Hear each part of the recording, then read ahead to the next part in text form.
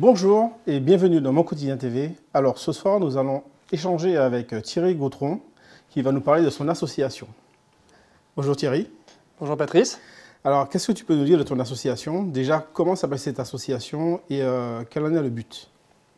Alors c'est une association qui a pour but de permettre à des élèves de lycée, mais peut-être aussi de collège, là on va faire une expérimentation du côté des collèges pour voir si ça fonctionne aussi, permettre à des élèves d'expérimenter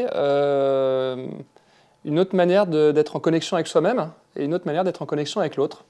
D'accord, là, nous parlons de dialogue avec soi-même et de dialogue avec les autres. Exactement. Et l'idée, c'est d'essayer de trouver sa place en fait, dans une société, dans un groupe. Oui, alors je peux peut-être expliquer pourquoi on a du coup créé cette association. D'où ça vient? On est deux amis qui étions passionnés depuis un certain temps par la question du dialogue, parce qu'on s'était aperçu que Christophe et moi, on s'était aperçu que cette question de dialoguer l'un avec l'autre, surtout quand on est différent, c'était un sujet de société assez important en fait. On voit beaucoup de communautés s'opposer, des points de vue s'opposer, mais à chaque fois qu'on voit ces points de vue s'opposer, c'est le cas également en politique, on a l'impression que le débat se limite à une avalanche d'arguments d'un côté, puis une avalanche d'arguments de l'autre. Je ne vois pas de dialogue, je ne vois pas d'écoute. Et donc, depuis un petit moment, Christophe et moi, on était intéressés par cette question du dialogue et de voir ce qu'on pouvait faire autour de comment on pourrait favoriser finalement l'émergence d'une meilleure qualité de dialogue, que des gens qui ne se comprennent pas, qui viennent d'horizons différents, qui viennent de cultures très différentes, de confessions différentes. Comment on pourrait faire en sorte qu'un dialogue apparaisse et puis qu'à partir de ce dialogue, bien des nouvelles choses plus riches, peut-être une meilleure compréhension de l'autre, une meilleure capacité à vivre ensemble malgré nos désaccords et nos différences puissent émerger. C'était ça le point de départ. Et en fait, une opportunité au moment où on réfléchissait à ces sujets-là, on faisait différentes expérimentations pour essayer d'aller vivre des expériences de dialogue, tout simplement. En fait, on nous a proposé d'intervenir dans un lycée. Une connaissance nous a proposé de faire ça et autour de cette question du dialogue. Et on a dit banco, on est parti et on a monté sur un format de 2 heures environ une expérience pour des élèves de terminale dans lesquels ils allaient pouvoir justement vivre un autre niveau de dialogue, un dialogue plus où on quitte un peu nos peurs, le monde du mental, et on descend un peu plus dans le cœur et dans les tripes, et on expérimente ce que c'est que de s'ouvrir à l'autre finalement, de s'ouvrir à soi déjà, et puis de s'ouvrir à l'autre, et puis des choses nouvelles apparaissent, et plus riches, et souvent l'expérience qu'on a menée maintenant depuis quelques temps montre que c'est assez intéressant et que ça favorise une certaine ouverture au dialogue. D'accord. Et quel est le nom de cette association? Alors cette association s'appelle Connexion et Résonance. Connexion et Résonance. C'est ça. D'accord. Voilà. Et comment se présentent ces séances de 2 heures comment ça se concrétise en fait avec les lycéens? Qu'est-ce qu'ils doivent faire pendant cette séance? Je vais t'expliquer. Donc c'est un format de 2 heures. Au début, les premières fois, on a fait ça avec une classe de terminale, donc une trentaine d'élèves, un peu plus de 30 élèves. Et puis on a avancé vers des classes des nombres d'élèves plus grands. Donc maintenant, on fait ça avec 90 élèves quand même. Donc on réunit 90 élèves, 3 classes, dans un même espace. En l'occurrence, dans le lycée dans lequel on a démarré ces expériences-là, c'était une grande salle d'examen. Donc les élèves, il y a un côté un peu formel. Au début, ils sont tous sur des petits pupitres d'une personne en file indienne comme ça. Il faut imaginer 90 élèves dans un espace comme ça. Et donc là, on va faire... En fait, il y a 4 temps dans ce qu'on fait. Un premier temps qui est un temps où on va introduire le sujet, en fait. On va leur donner envie de se prêter à une expérience un peu originale pour eux. Et ça passe par une prise de parole, ce qu'on appelle une induction, lors de laquelle on va... Alors, c'est soit moi, soit Christophe qui faisons l'induction. Et en fait, là, le principe de l'induction, c'est d'avoir une parole très, très ouverte. C'est-à-dire qu'on se présente, on n'a pas de texte précis, évidemment, à lire. On se présente comme ça, avec ce qu'on est, avec ce qu'on ressent. Et on essaie d'expliquer avec notre cœur et notre tripes pourquoi on est là. Et pourquoi on a eu envie, bénévolement, de venir prendre un temps comme ça de 2 heures avec ses élèves. Voilà. Et on leur parle de l'envie qu'on aurait, qu'ils puissent peut-être expérimenter ce qui se passe quand on lâche l'armure. Tu sais, au collège, puis au lycée, c'est l'époque où on a besoin de trouver une place dans un groupe. Et cette recherche de place, elle se traduit souvent par des postures, par des jeux de rôle, par la mise en place d'une armure. On essaie de se transformer un petit peu ou de créer un personnage qui va être adapté aux attentes qu'on croit être celles de nos camarades, peut-être de nos professeurs, etc. Et donc là, on prend une parole très personnelle pour leur dire pourquoi on trouverait intéressant de lâcher un peu ça et de voir ce qui se passe quand on se connecte simplement à ce qu'on ressent et quand on prend le risque, finalement, on ose s'en ouvrir et en parler avec quelqu'un d'autre. Voilà, donc cette prise de parole, elle vise à les surprendre et aussi à leur, par une propre ouverture, par ma propre ouverture ou par celle de Christophe quand il le fait, ça vise à leur donner envie de dire « Ouais, ce mec-là, il me parle avec ses tripes et son cœur, ça me donne envie de faire pareil. » Vous voyez, il y a une espèce d'effet miroir là qu'on cherche à travers cette induction, ça c'est le premier temps. On a un deuxième temps où là, on les lance dans une phase qui va durer 10 minutes d'introspection. Donc on leur distribue à tous un papier sur lequel il y a marqué voilà, vous êtes en terminale. La terminale, c'est une année quand même un peu charnière. Voilà, bac à la fin de l'année, orientation scolaire, des choix, des décisions compliquées et décisives à prendre. C'est aussi des moments où, à nouveau, en plus on fait ça en début d'année, donc les gens ne se connaissent pas forcément très bien. C'est un moment où il faut trouver sa place dans la classe. Voilà, il y a plein d'enjeux, en fait, et qui peuvent être des enjeux qui peuvent pour certains générer de la joie, pour d'autres générer des choses moins positives. Et donc on leur dit, au fond, prenez un temps pour vous connecter à ce que vous ressentez. Voilà. Face à tous ces enjeux, face à tout ce que vous vivez aujourd'hui dans vos vies, peut-être aussi avec vos familles, hein, d'ailleurs, on ouvre complètement le débat, peut-être il y a des choses qui vous paraissent joyeuses, sympas, agréables, et puis peut-être qu'il y a des choses qui, au contraire, elles vous paraissent plus lourdes, plus difficiles, qui peut-être vous prennent de l'énergie, qui vous sont peut-être même douloureuses ou des peurs. Alors on vous invite juste à prendre un temps, là, pendant 10 minutes, pour explorer ça en vous. Donc arrêtons de penser, puis essayons de voir ce qui se passe en nous quand on se pose cette question-là. Voilà. Deuxième temps. Voilà. Et un troisième temps qui va être, donc c'est ce que j'appelle la connexion à soi. Donc là, on les invite simplement à se retourner vers eux-mêmes et essayer de sentir ce qui se passe en eux à ce moment-là, par rapport à ces différentes questions que je viens de nommer.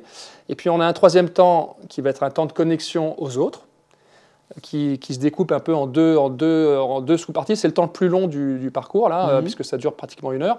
On va avoir un échange. En fait, on va leur faire vivre des échanges en binôme. Donc, ils sont 90. Donc, ils vont être donc là, s'ils sont 90, ça sera 45 binômes qui vont être répartis un peu partout. Entre-temps, on aura viré toutes les chaises et les tables. Enfin, on aura gardé les chaises, on aura viré les tables.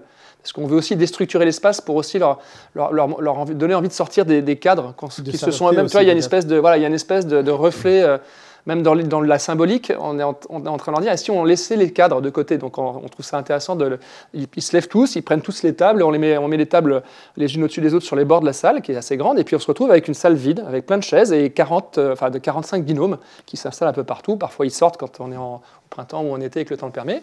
Et puis on leur dit, voilà, pendant 20 minutes, vous allez vous écouter l'un et l'autre. Ça sera un dialogue contraint, ça ne va pas être une conversation de comptoir, ça va être contraint, comme je viens de le dire. Donc pendant 8 minutes, l'un d'entre vous va prendre la parole et partager ce qu'il a envie de partager. Il n'est pas obligé de tout dire dans ce qu'il a connecté. Quand il s'est connecté à lui-même, il a plein de choses qui sont venues. Il n'est pas obligé de tout dévoiler. Il y a peut-être des choses qui sont trop douloureuses, trop compliquées, qu'il n'osera pas dévoiler. Mais ce qu'il a envie de dévoiler à l'autre, sur ce qu'il ressent aujourd'hui, là où il en est, il le partage.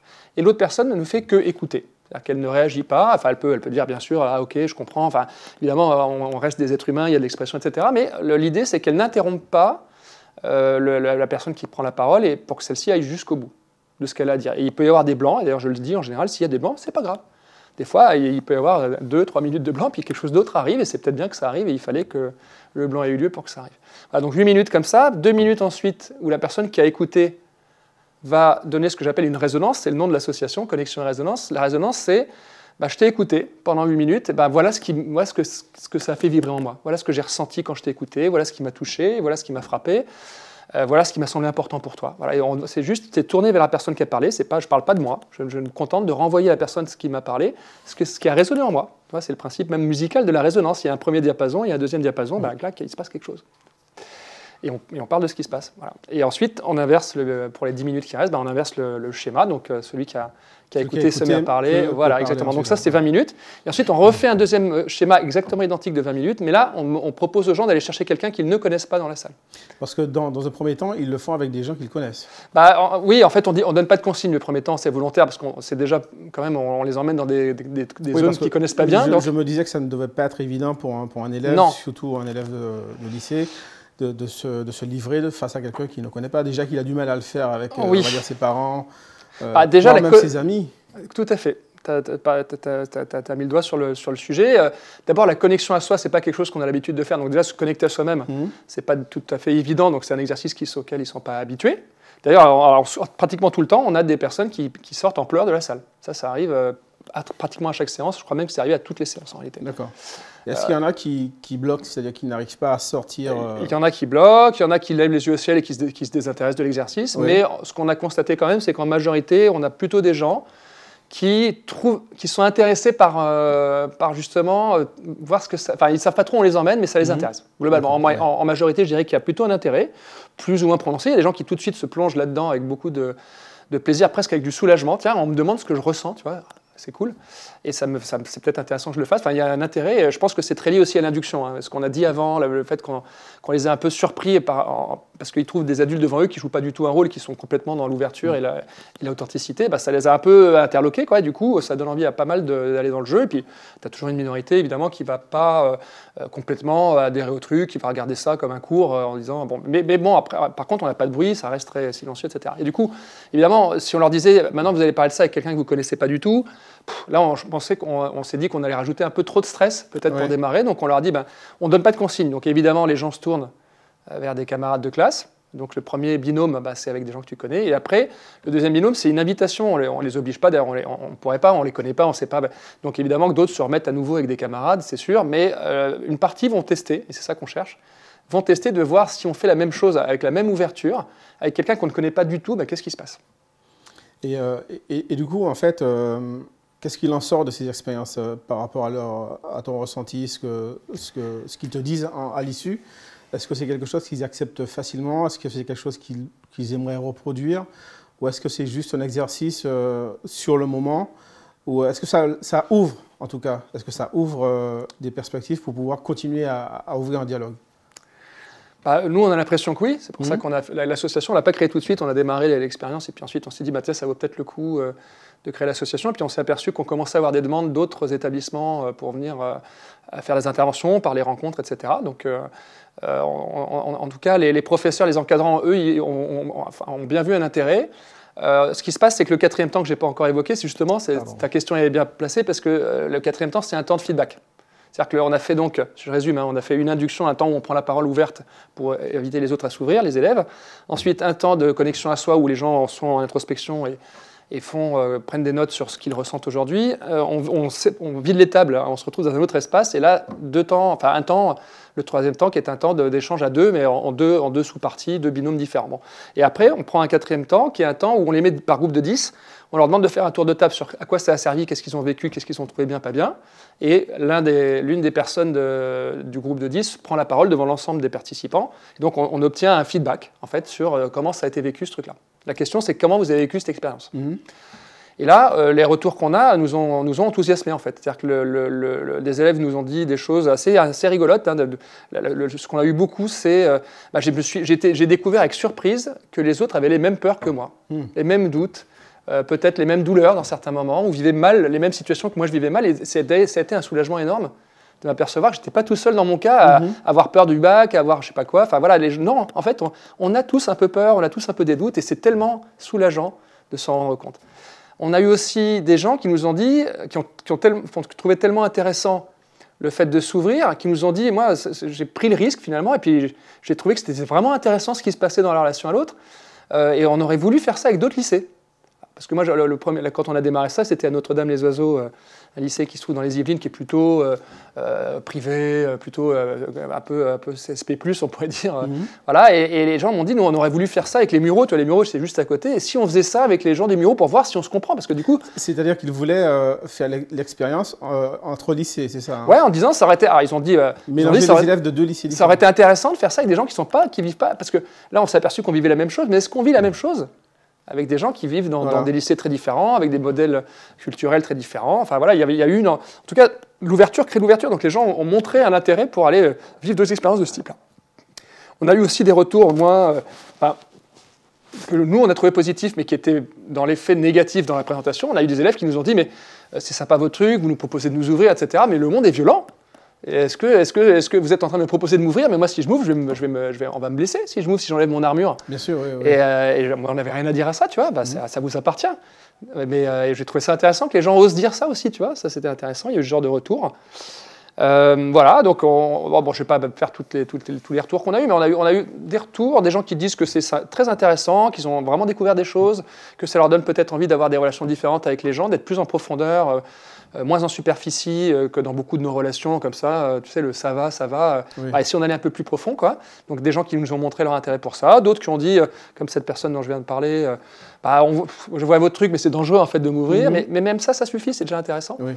Et ce qu'on a constaté, c'est que surtout les professeurs et les animateurs de ces groupes-là nous ont dit les élèves ont changé.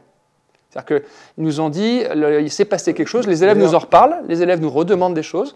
Moi, j'ai été interpellé dans ma ville, j'habite dans la même ville où se trouve le lycée, par des élèves dans la rue que je ne reconnaissais pas, puisque moi j'ai vu de X fois 90 élèves.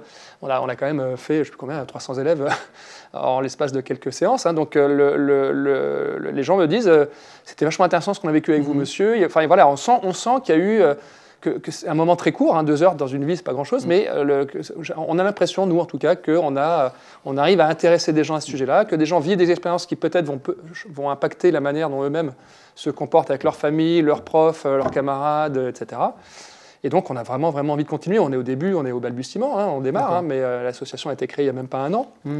Et voilà, on commence à... En tout cas, nous, ça nous donne envie de continuer, quoi, voilà, d'avancer. Du coup, oui, tu vas juste de l'énoncer un petit peu. Effectivement, ce que j'aimerais savoir, c'est par rapport aux encadrants, aux chefs d'établissement, aux professeurs, avec le temps qui s'est écoulé entre la séance et maintenant.